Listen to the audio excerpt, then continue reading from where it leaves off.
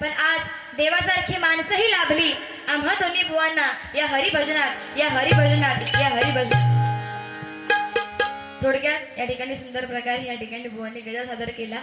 मी सुद्धा या ठिकाणी गजर सादर करते.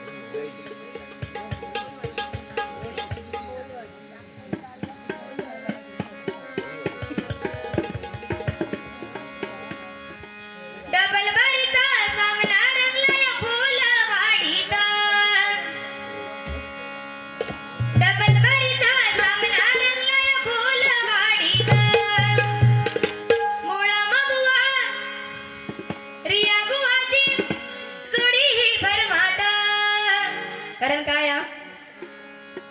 आजकाल ज्यापासून आमचे प्रोग्राम सुरू झाले तेव्हापासून जास्त ती मुळंबुवा आणि माझी जागा सगळ्यात जास्त जोडी असा बरेच ठिकाणी म्हणून मुळंबुवा रिया बुवाची जोडी ही भरमाता. चला करूया ना मना, चला करूया ना मना, श्री सत्यनारायणा. चला करूया ना मना, श्री सत्यनारायणा. चला करूया ना मना, श्री सत्यनारायणा.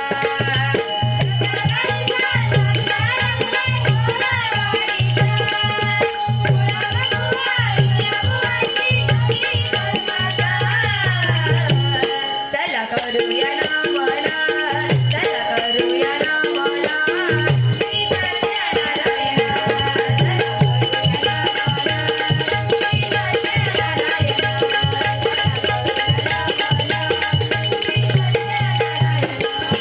सत्याचा तू अधिपती, सत्याचा तू अधिपती, भक्तांची तुझ संपत्ती, भक्तांची तुझ संपत्ती, भक्तांची तुझ संपत्ती. हाक मारत धावत येसी, हाक मारत धावत येसी, कृपा करशी क्षणानची. हाक मारत धावत येसी, हाक मारत धावत येसी, कृपा करशी क्षणानची. कृपा करशी घेऊया ना मग तुझे नाव, घेऊया ना मग तुझे भक्ती भक्ती मना मनात, घेऊया ना मग तुझे भक्ती भक्ती मना मनात. चला करूया ना मना, चला करूया ना मना, श्री सत्यनारायणा.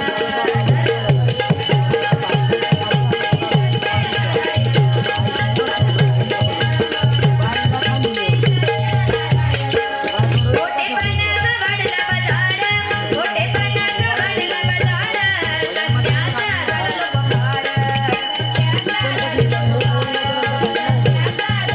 बहार. साथसाठी धावपळ भारी, साथसाठी धावपळ भारी, शांतता हरवली सारी, शांतता हरवली सारी, शांतता हरवली सारी. बघा आवाज येतो ना तुमका थोडं थोडं तरी. तर बघा या खोटेपणामध्ये म्हणजे या आजकालच्या कलियुगामध्ये प्रत्येक माणसाचा खोटेपणा एवढा वाढलाय की आजकालच्या कलियुगामध्ये तुम्ही कुणाला काही दोन शब्द चांगले सांगायला जा तो समोरचं काय म्हणणार माहिता, चल म्हणणार कडे वाटेक लाग म्हणणार, तू इलच म्हणणार मोठं माका शिकवणार हो माझं मी बघीन. म्हणजे काय माहितीये का कुणा आजकाल कुणाचं चांगलं आपण जरी विचार जरी केला ना की बाबा ह्याचं चांगलं होऊन द्या, आपण एखादा दोन गोष्टी काहीतरी सांगूया, अजिबात जाऊ नको. तुमका वाटतं तुम्ही भले चांगले असाल किंवा तुमचा विचार जरी चांगला असेल तरी समोरचा व्यक्ती तो चांगली आहे हा विषय सोडून द्यायचा. आणि आजकाल माणसांना काय माहिता केलेल्याची जाणीव अजिबात नसते खरोखर. आणि हे कलियुग आहे म्हटल्यावर माणसाचे चेहरे जे आहेत ना ते जरी दिसत ते काय म्हणतात ना खाऊचे दात वेगळे आणि डाकूचे दात वेगळे तसा प्रत्येकाला झालेला. तरी बघा आज बुवाने सुरुवातीला सांगितलं त्याप्रमाणे की या मंडळाला जवळजवळ 27 वर्ष झाली, बरोबर की नाही? आणि ही एकजूट जवळजवळ 27 वर्ष तुम्ही अशीच टिकवून ठेवली आहे, हीच खरं तर खूप मोठी गोष्ट आहे. म्हणजे काय तर एकमेकांचे विचार पटवून घेणे, एकमेकांची मतं जाणून घेणे. मंडळामध्ये जवळजवळ मला वाटतं 15 ते 20 घरं होत त्या वाडीमध्ये, बरोबर ना? 13 तर 13 घरात म्हणजे काकांका एक्झॅक्ट माहिती आहे. आणि मग जेवत होतो तेव्हा काकींका विचारलं किती घरात, त्यामध्ये 15 घरं असते, पण ठीक आहे 13 घरं. आणि ह्या 13 घरांची एकजूट जसे तुम्ही आतापर्यंत ज्याप्रमाणे एकत्र आहात, बांधिलकीने आहात, एकमेकांचे विचार ज्याप्रमाणे तुम्ही अंमलात आणताय, ही खरंच खूप मोठी गोष्ट आहे. आणि म्हणून या खोलवाडीसाठी एकच सांगू इच्छिते की बघा, दगड पिसून कधी मैदा नाही झाला, दगड पिसून कधी मैदा नाही झाला, आणि या खोलवाडीतील ग्रामस्थांना झुकवणारा अजून पहिला नाही झाला, अजून पहिला नाही झाला, अजून पहिला नाही झाला. हेच आहे की ज्याप्रमाणे तुम्ही अजून पण एकत्र आहात, पुढे वर्षानुवर्षे असेच कायम एकत्र राहा. जे 13 जण आहात भक्कम राहा एकदम, काय बरोबर ना? अजून कोण येतात काय बघा आपल्या जोडी, इलेल्या काय घ्यायचा, आणि जे म्हणतात की आम्ही आता तुमच्यासोबत होणार नाही, जा म्हणायचं तो, बरोबर की नाही? मग काय म्हणतो काय, खोटेपणाचा बाजार आजकाल खूप वाढला. मग काय म्हणते बघा,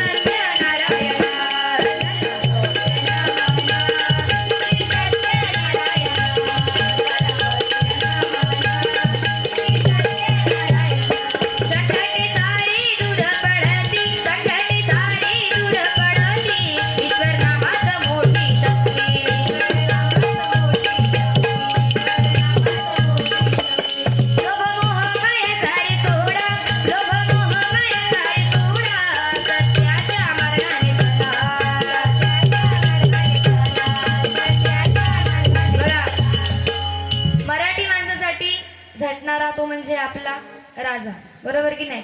म्हणजे फक्त आपल्या महाराष्ट्रापुरतीच नव्हे तर अखंड जगताचं आराध्य दैवत ते म्हणजे आपण छत्रपती शिवाजी महाराज, बरोबर की नाही? आज त्यांच्यामुळेच आपल्या दारासमोरची तुळस आणि आपल्या मंदिरांवरचे कळस जर कुणामुळे सुरक्षित असतील तर ते फक्त आणि फक्त आपल्या राजांमुळे, बरोबर की नाही? म्हणून छत्रपती शिवाजी महाराजांवरून 2 ओळी गाण्यासाठी काही प्रयत्न करते.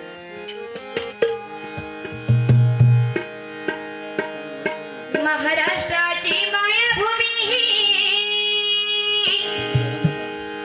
महाराष्ट्राची मायभूमी ही, सांगे रुबाब त्यांचा. महाराष्ट्राची मायभूमी ही, सांगे रुबाब त्यांचा. मारकुण्याला निघाला रुबा माझा राजा, मारकुण्याला निघाला रुबा माझा राजा, मारकुण्याला निघाला रुबा माझा राजा.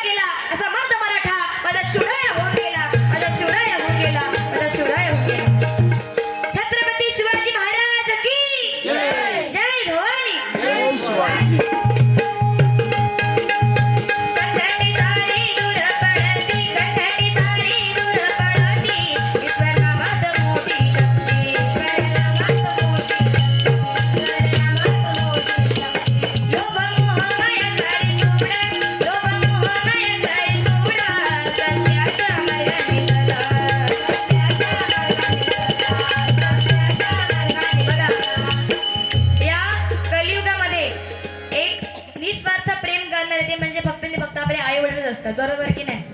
बाकी किती तुम्ही पिल्लू बाबू सोना किती जरी केलास तरी त्या कमीच. म्हणजे आई वडिलांच्या प्रेमासमोर बाकी आपण कशाचीच तुलना करू शकत नाही. आणि आज बघा मदर्स डे पण म्हणजे झालो आता काल, आता काय 12 वाजून गेले. तर उपस्थित माझ्या सगळ्या माता भगिनींना मी मातृदिनाच्या खूप खूप शुभेच्छा देते. बघा, तर आजकाल प्रत्येकाला, तुम्हाला आम्हाला काय प्रत्येकाला आजकाल मीपणाचा आजार जो आहे ना तो भलताच जडला, बरोबर की नाही? म्हणजे आपण आपलं अख्खं आयुष्य ते 4 कागदाच्या कपड्यांसाठी म्हणून आपण घालवतो, पण त्या बरोबरीने त्या भगवंताचं नामस्मरण आपल्या मुखामध्ये असणं सुद्धा खूप गरजेचं आहे, बरोबर ना? माका वाटतं म्हणजे वय नेमकी 4 ते 2-3च घरा फक्त कायमची असतात म्हणजे उघडी, आणि बाकी सगळे गणपती, होळी आणि या पूजेत अशी येतात. बाकी सगळे मुंबईकरच, बरोबर ना? हा, म्हणजे सगळी कामाचीच माणसं असतो मी, बरोबर की नाही?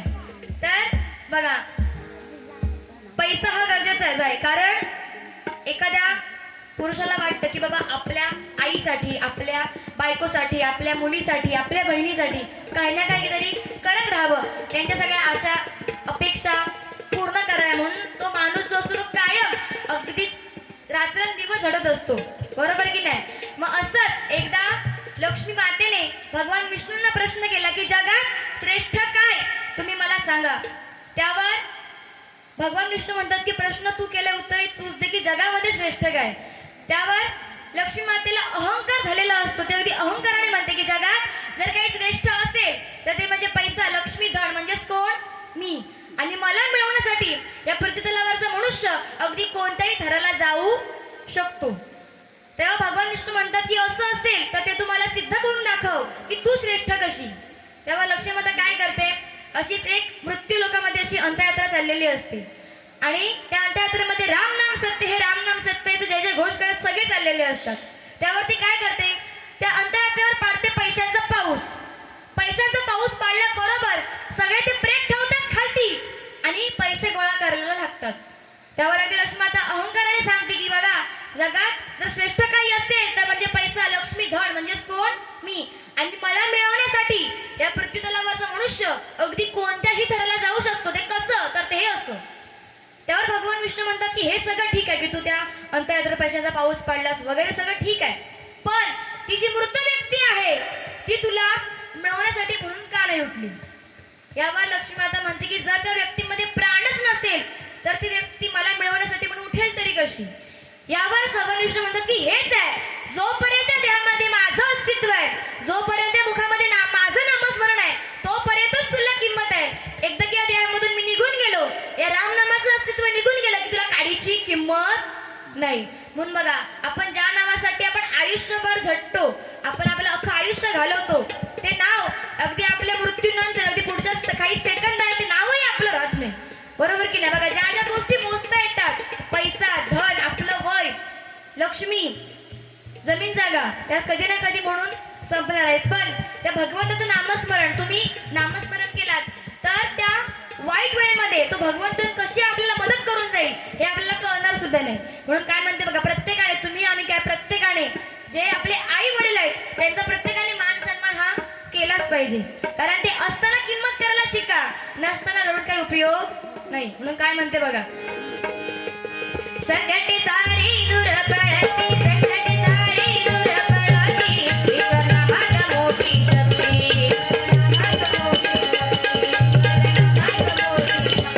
लोभ मोह माया सारी सोडा, लोभ मोह माया सारी सोडा, सत्याच्या मार्गाने चला, सत्याच्या मार्गाने चला, सत्याच्या मार्गाने चला.